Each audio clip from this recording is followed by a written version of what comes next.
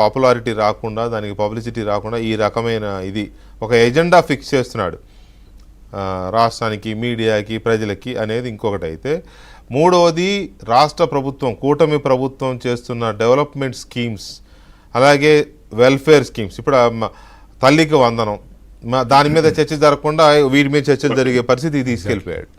అలాగే అభివృద్ధి, అమరావతిలో సెంట్రల్ సెక్రటేరియట్కి కేంద్రం నిధులు ఇచ్చింది 2500 crores, అటువంటి చాలా ఉన్నాయి. ఇవన్నీ ఇటువంటి చాలా పోలవరం పనులు ఇటువంటివి చర్చకు రాకుండా ఎప్పుడు ఏదో ఒక ఇటువంటివి తీసుకొచ్చి ప్రజల దృష్టిని మళ్లించి ప్రభుత్వానికి, మీడియాకి, ప్రజలకి ఒక ఎజెండా ఫిక్స్ చేస్తున్నాడు భానుప్రకాష్ రెడ్డి గారు. ఇది గమనిస్తుందా ప్రభుత్వం? దీని కనుక గమనించి వెంటనే రియాక్ట్ అవ్వకపోతే ఎట్లా అంటే బూడిదలో పోసిన పన్నీర్ లాగా అవుద్ది పరిస్థితి. భానుప్రకాష్ రెడ్డి గారు. వెంకటకృష్ణ, మీరు చెప్పింది అక్షరాల 100% కరెక్ట్. జగన్మోహన్ రెడ్డి ఒక హిడెన్ ఎజెండాతో పనిచేస్తున్నాడు. ఎందుకంటే రాష్ట్రంలో శాంతి భద్రతలకి విఘాతం కలిగిస్తే మీరు చెప్పినట్టు పెట్టుబడులు రావు, మేము అనుకున్నటువంటి లక్ష్యాలను మేము సాధించలేకపోతామని చెప్పి ఒక దుర్మార్గపు ఆలోచనతో జగన్మోహన్ రెడ్డి ముందుకు పోతున్నాడు. అందులో భాగంగానే నిన్న ఆంబోతులు కొన్ని రోడ్ల మీద మీరు గమనించినట్టు ఏ విధంగా వివరించింది. పోలీసులు, సాక్షాత్ పోలీసుల ముందర అలా బరి తెగించి వివరిస్తుంటే పోలీసులు, మీరు చెప్పింది ఎస్ వాస్తవం, మీరు మీ డ్యూటీ ఖచ్చితంగా చేయాల్సిన అవసరం, నిన్నే డిటైన్ చేసి ఉండాలి. మళ్ళీ ఏదో కేసులు పెట్టేది, రేపేరుడు కేసులు పెట్టాల్సిన అవసరం లేదు, నిన్ననే డిటైన్ చేసి ఉండాలి. డిటైన్ చేస్తే భయం ఉంటుంది. అరే మనం లా అండ్ ఆర్డర్ని బ్రేక్ చేస్తే ఖచ్చితంగా ఒక నాయకుని కూడా మీద చర్యలు తీసుకుంటే కింద క్యాడర్ భయపడతారు. ఆయన కింద జగన్మోహన్ రెడ్డి కింద పనిచేసినట్టు వారు. కాబట్టి ఖచ్చితంగా నిన్న ఆ విధంగా వివరించినటువంటి అంబటి పైన నిన్ననే కానీ పోలీసులు కానీ సివియర్ యాక్షన్ తీసుకుంటే బాగుండేది. ఇంతమంది పెద్దలు అన్నారు, ఒకవేళ ఆ మాబులో ఏదన్నా లా అండ్ ఆర్డర్ ప్రాబ్లం వచ్చే అవకాశం ఉందని. ఏం చేస్తారన్న? పోలీసుల కన్నా వీళ్ళు గెట్టోళ్ళ?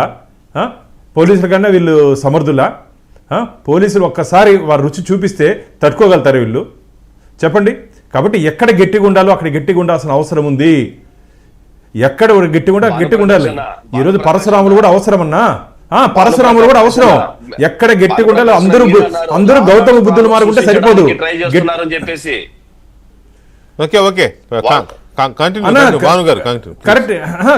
కరెక్టేనా?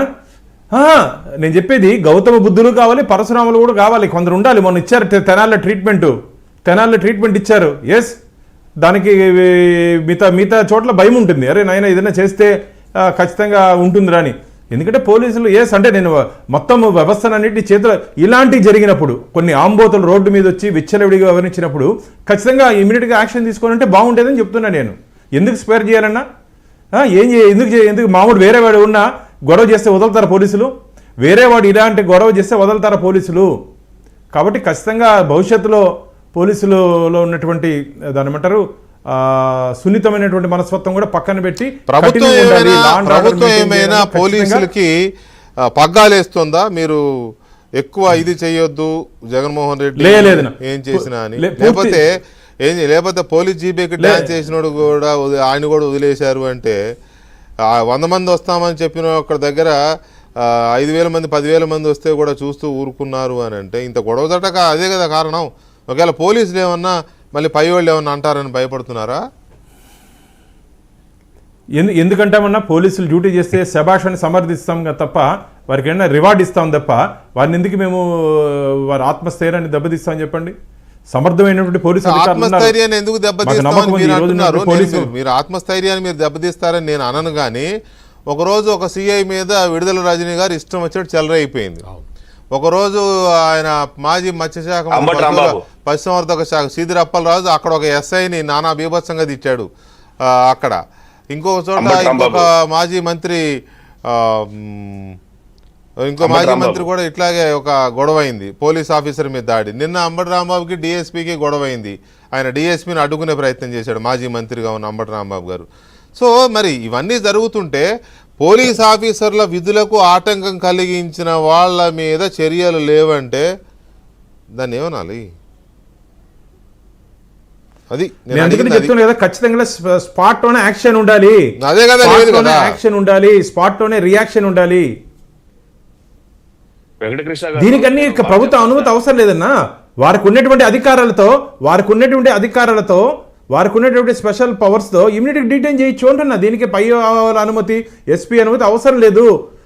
నియమ నిబంధనలు ఉల్లంఘించాడు, లా అండ్ ఆర్డర్ని అక్కడ ఉన్నటువంటి పోలీస్ వ్యవస్థని వారి మీద దౌర్జన్యంగా మొత్తం బ్యారికేడ్స్ చేశారంటే ఇమీడియట్గా వారి మీద యాక్షన్ తీసుకోవచ్చు అంటున్నా. కాబట్టి ఏదో పర్మిషన్ ఇవ్వాలి, ఎవరో పర్మిషన్ కావాలని చెప్పాల్సిన అవసరం లేదు. స్పాట్లో ఉన్నటువంటి అఫీషియల్స్, స్పాట్లో ఉన్నటువంటి ఆఫీసర్స్ నిర్ణయం తీసుకొని వెంటనే డీటైన్ చేయొచ్చు. వెంటనే కేసు ఏదో 2 రోజులైనా నమోదు చేసేది కాకుండా అప్పుడే తీసుకుపోయి స్టేషన్లో వేస్తే, బొక్కలో వేస్తే దారిలోకి వస్తారు ఇలాంటి గుండాలంతా. Right right Sagar 1 minute. కాబట్టి పోలీసులు ఖచ్చితంగా ఎవరు స్టార్ట్ చేయాల్సిన అవసరం లేదని చెప్తున్నాను. సాగర్ 30 seconds.